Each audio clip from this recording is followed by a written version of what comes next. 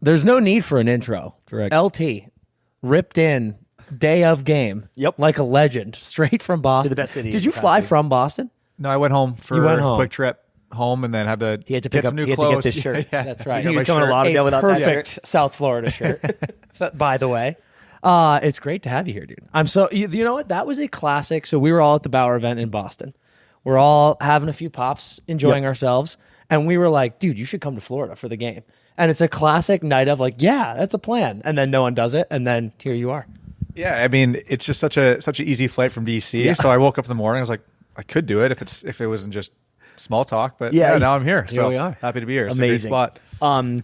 Tell everyone about the Bauer event for a bit. It was pretty cool. You Yeah, were there. true. You were there Monday. You Yeah, were so I was Monday? there Yeah. for 2 days. Obviously, it's their vapor launch week or a couple days, and I got to show off my line at the SV Pro line as well a little bit. So overall, it was a fun event. A lot of good players were there, a lot of good content creators, and yeah, it was just overall a lot of fun. Dude, I gotta say, my favorite part is we're here, and it's like, they say about Bauer, just Bauer hockey. They got a lot of big athletes, and we get there, and we're like, LT, your line's sick and everything, and he's like, dude. So I just found out that my line of Bauer gear is the affordable gear. Yeah, it's for the common For man. the everyday man. I will say I love Bauer. I really appreciate They're the Bauer. best. Always going to be my gear company, but it's like you can't afford Ottinger and Joseph Wall. Just get Ford the LT. Logan Thompson. And then you get the LT. And the best part was you just giving it to the Bauer guys. They were like, "Yeah, so you're right." Shit, sorry. That is No, so that was good. beautiful. I mean, So it's, good. I'll tell you what though, it's better than the empty netters line. That is like you get the empty netters line at Dick's Sporting Goods. Yep. Okay. No, that makes So me you're feel doing better. way better than us. Yeah. Don't worry. But yeah, super cool event. We got to go to the second night at Level for the party. And then I think Wednesday was a rip. Like we all had to leave, but they did like a creator game and all kinds of cool shit. So Yeah, I'm I sure think it was awesome. Wednesday was more for the content creator guys. I know Yeah. Hughes and Kane were there as well. Yeah. I think Fowler Yeah. for the goalies. But yeah, it looked like overall a good, successful event. And, it was my first time being there. And yeah, I think we had a lot of fun. Oh yeah, it's a miracle. Bauer doesn't even know this, but it is a miracle that I didn't just sit in the golf simulator the whole time. Like I got there and they were like, "Hey, take some pics, mingle," and I was like, "Okay." And I saw the simulator and I was like, "Oh."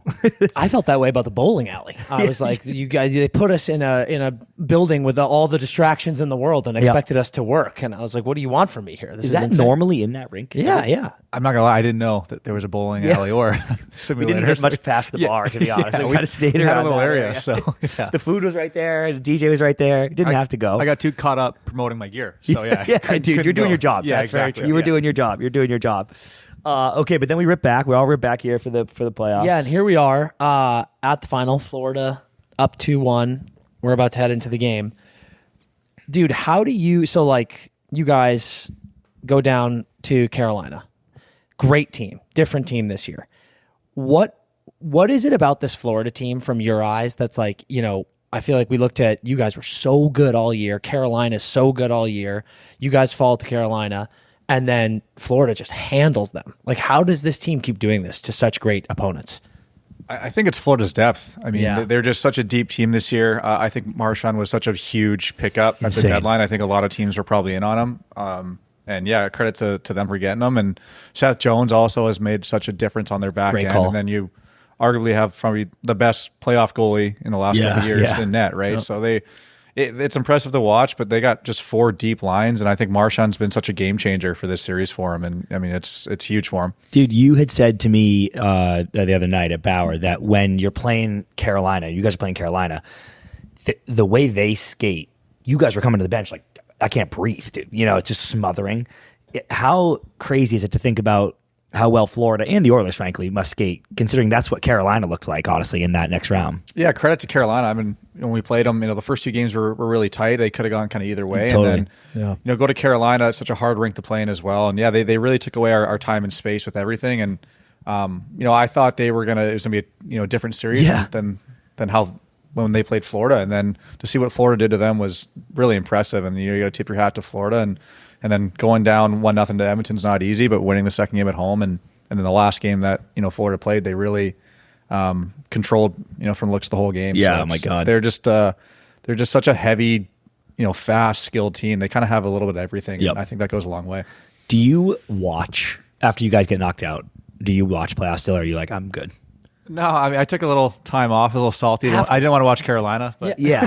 That's so fair. yeah, just because they beat us. But no, you definitely want to turn it back on. I went home for a little bit, and you go to a little bar in Calgary, and it's a huge Edmonton Oilers bar. So sit there and watch that series with Dallas, and yeah, you kind of get back into it. Obviously, you miss playing, and it's just fun being around hockey still. Where do your rooting interests lie? Not saying you're like, I'm rooting hard for a team, but just like when you get knocked out, when you're in the league, you get knocked out. Obviously, I imagine you're like, well, I hope Carolina doesn't win.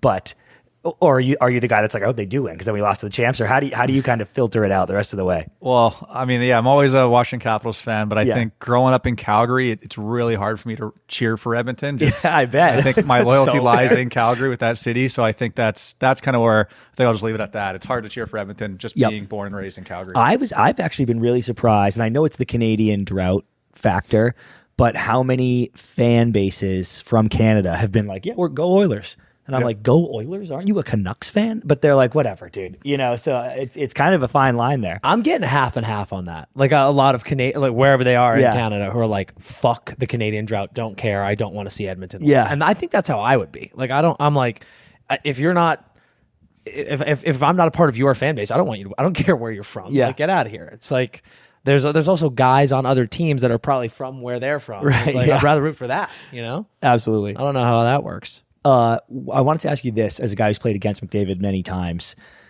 How we hear this all the time right now during the finals. McDavid's got to just go win this game. He's got to go do it. He needs this cup.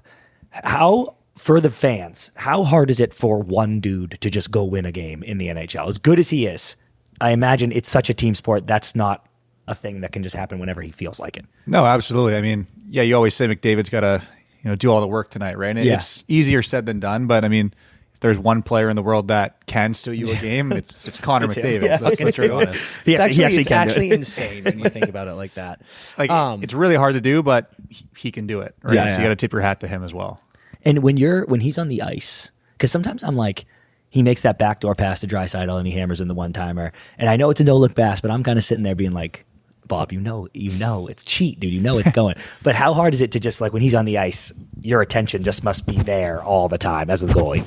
It's almost like he sees the game, or he kind of plays the game at such a slower level, or he sees it so much slower than all of us. Like he'll come down, on me or a goalie net, and you think, oh, like I'm going to read you, I got you beat, and he'll pull something out, and you're like, I didn't even know that was possible. Or you can't cheat on him either because if he's going to look up and see or give him net, he's going to take it. Yeah. And you also know you got Draisaitl on the back door, right? It's kind of like the Ovi thing. Ovi's there cocked for a one-timer, but they still find ways to get the puck over, and it goes in. Dude, such a good comp, actually, because especially down the stretch when he was chasing the record, I wanted him to do it, but I'm looking there being like, it's going right there, but it's still hard, right? Because that's how special those guys are. Yeah, like especially with Ovi, right? Where he shoots the puck, where his spot is, and he's doing it for 20 years, but he still gets the puck off from there, and he's still making goalies look bad at 40. So it's 39. So it's really impressive. So, and then what do you think about? And obviously it's impossible to say, but going through Stu Skinner's head tonight, going into this game, just got pulled, but haven't had a great haven't had a great final. Not horrible because I think the game 1 and 2 are tight both ways, but giving up a lot of goals, but you just got to reset game 4. How do you what's going through his head? How do you feel? I mean, I've known Stu. I grew up playing against him my whole life. He's a Edmonton boy, but he's pretty mentally sound. I think he's very calm.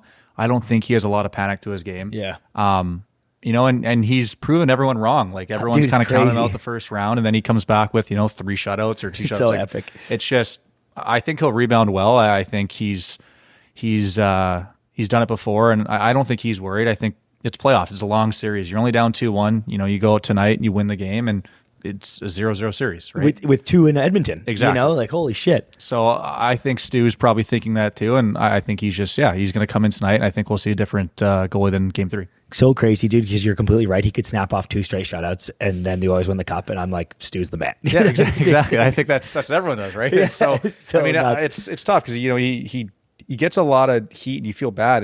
But then you also respect that he can play through that, and at the same time, like back-to-back shutouts, shutting everyone up. Like at that LA series, it wasn't great. It also wasn't his fault. Like, Agree. I think it's easy to blame the goalies, But for him to come in, after Picard got injured and win them that series is, you got to tip your hat as another goalie. Like, that's not easy to do, and he does it all the time. My God, dude. Yeah, he came in. The fact that there's even a conversation, I think they've announced they're starting to do, but the fact that there's even a conversation it speaks to how well Calvin played, right? No, yeah. Again, he came in, and again, wasn't an easy situation for him to come in and against LA. And I mean, I thought LA was such a good team this year as well. Same, like, dude. I think everyone had them going far. Like, there were so many good teams in general. This The West especially. I was like, holy fuck! I mean, Vegas, Dallas, Edmonton, LA, like any one of those teams. Colorado, Colorado. Like any one of those teams, you could have seen go to the final. Yeah. So. And then, what do you think about? Because I was laughing to myself because they got in Edmonton at Rogers, they got the Sergey signs, and it's like Sergey, like they're just raining down on Bob. Yeah. But everybody and the Panthers organization is like, Bob's, doesn't even speak. Like, he's in his own head. It's so fine. He keeps things very quiet in there. Do you love that as a goalie, especially on the road? Are you like, this is sick? Like, Cleveland, let me hear it. Or do you I hate this, please? It's 50-50. Yeah. So in Montreal, the first game, I'm like, this is cool. And it was like 0-0 after one. I'm like, whatever, or 1-1-0. I forget the score. I'm like, this is cool. Like, they're chanting my name. Then you go down 3-4 goals, and you're like, all right. You're like, this is terrible. This sucks. Get out of here. Yeah, now you're kind of I'm getting in my own head, right? Yep. Like, Guys, sorry, quick kilo of blow delivery that I just had to pick up so here. Sick. Bad timing. But yeah, so it eventually it kind of bothers you, right? Yeah, eventually, like, how can you not? Montreal was probably the loudest rink that I've ever played in. Yep. Like, just from fans alone, and that's sick. Credit to them. That's a great fan base. Oh my God, their fans were all over me, and it was funny. It sucks getting torched game 3, but you just gotta hopefully reset for game 4. But yeah, they were loud game 4 too. They were on me, but it's all fun. And it's part of sports, so you respect it. Oh my God. And dude, especially your position. Like, that next game, obviously everybody's doing that, all the players, coaches, even Paul Maurice was like, tonight starts at 0-0. Like, doesn't matter what happened last game. But the goalie position especially is just like, okay, memory of a goal. Forgive me if you got into this. The play against Montreal where you got banged up a little bit. Did you ask about that? Can you tell us what happened there? Because, dude, from watching, I was in a bar in New York watching that game. And like, we texted you immediately, and I was looking, and I reacted like a mother. It looked so bad. Like, I was literally sitting at a bar with Alice, and I was like, it happened. I was like, oh no, and I was like all nervous. It looked like your knee got torn in 1,000 different places. Yeah, I think everyone thought initially it was my knee, but obviously with NHL rules, there's the spotters nowadays, and I think they realized that I took the cross check pretty hard to the head, so I had to, with the rules, leave the game. And I think my trainers were worried that it was my knee, so they were like, don't put any weight on your knee, but it ended up just being fine, and just had to do a concussion test. Good. All was well, yeah. So like, the collective Caps fan base in that moment was like, motherfucker, dude. That was terrifying. It is nuts because we've seen a few goalie injuries this playoffs. Oh yeah, Like, that can just change your whole season. Like, it was scary at the time, but I know game 4, like, I was obviously playing, and so I walked to Starbucks to get a coffee, and then I'm like, oh, I'll walk to the rink. It's a nice day, and end up walking through all these like pregame parties of Montreal fans and just getting hounded a little bit. And I was a little nervous, but no, it was definitely nervous going into game 4. I knew that rink was probably going to be a little bit more all over me. So yeah, it's so dude. sick. Speaking of the goalie contact stuff, how much does it ring your bell when you take a shot off the dome? Oh, good question. Yeah, the dome, the headshots, depending on where you take it, sometimes they can sting or like, ring your ear. Sometimes it's nothing. For me, like, I think game 3 or game 4, I threw a dangler on because I think Montreal was just shooting them kind of at the collarbone neck area, and I have a lot of exposure up there when I don't have one on. I just did it strictly for style. I think it looks better when goalies don't wear danglers. But I think I took like 2 or 3 in that game off like the collar and the throat, and I was like, all right, like those suck. You're like, Jesus Christ. Yeah, I was like, all right, I get it. So I threw it on for game 4. But yeah, it kind of depends on where it hits you in the head. Dude, what was who did the mask thing? It's Stolars, dude. Dude, like, did you see this? It was the. I found a picture. It was against Florida. It's like Stoli wears his mask hanging off his head. He took a shot from Sam Reinert off the head. Then that like blew up his mask. Okay, it knocked his mask. Is that off. when then he kind of got then bumped he got into, clipped and then by Bennett, and he went and didn't play again. Yeah, and everybody was like, Bennett, Sam Bennett concussed him, and everybody else was like, I think Sam Reinert's shot concussed him. Yeah, it's tough to see or say in that situation. Obviously, like, no one really likes to mess around with head injuries anymore, right? Of course. So it's tough to say if it was a little bump to the head or it was the shot. Anything can. If you're feeling off as a goalie and the biggest thing for me when my head, I remember I took some time off at the end of this year. It's my eyes. Your eyes, your tracking feels so behind, and you almost feel heavy and you're like sleepy. So that's how I personally felt, and I knew that I couldn't keep playing. Through this head injury, so I had to take time off. So smart. Yeah. So if something happened where Stoli wasn't feeling 100%, I think he made the right decision to play it safe. And obviously they have two good goalie options in Toronto as well, right? For luxury. Sure. But this is what I wanted to ask. I found a pick because we were asking goalie friends about it, and they were like, Stoli doesn't clip his mask very tight. Like, you can see how loose it is. Yeah. And then they showed a pic of Joe Wall's mask, and it's like, that strap is like super tight. Yeah. And they were like, dude, he thinks it looks cooler like this. Is that what he says? That's what we were told by guys in the league. Oh, I don't know. Allegedly. I've never heard that. I like my mask really tight. Like, I would. I feel like I would too. Like, but I mean, every goalie's got their own thing. With a shot, when it's that loose, it makes it worse because it's like, it could move around, it could pop off easier. So I mean, everyone's got their thing. But I like mine tight. Yeah. Going back to this final. You've been in a few runs in a row here in the playoffs. I feel like we always talk about, playoffs are a different beast. It's a totally different game. Where is your mindset on, these two teams both back in the final, Florida, 3 finals in a row? Is it genuinely like a full another season? And are you just like in the playoffs being like, Jesus Christ, man, like this is so much hockey? It's almost like it's a way harder. I wouldn't say it's another season, but like, I remember after the first series, you're like, that was a grind. Like everything is so much more ramped. Practice, you're trying that much harder. Like games, you're just more dialed in. You're, maybe on the road, you go somewhere, you grab a couple beers with the guys the night before. Like it's the attention to detail, the focus, the no distractions, the not messing around is just so much more amplified. Yeah. And I definitely think it's mentally straining for sure. Like I couldn't imagine what back-to-back cup finals with these two teams, like they got to be, they're grinding. It's not easy to do. For sure. I think about Florida, bro, and I'm like, win or lose. Let's say they win. Like I could see them being like, okay, I need a fucking break here. Like it's insane thinking about how much hockey these teams have played. Because you get no break, dude. Like literally, they play till July, and then camps September or whatever. Yeah, what are we? Yeah, June 12th. It's a joke. So it's absolutely insane. And I give them a lot of credit because I was definitely one when playoffs started was saying that I didn't think Florida had the legs.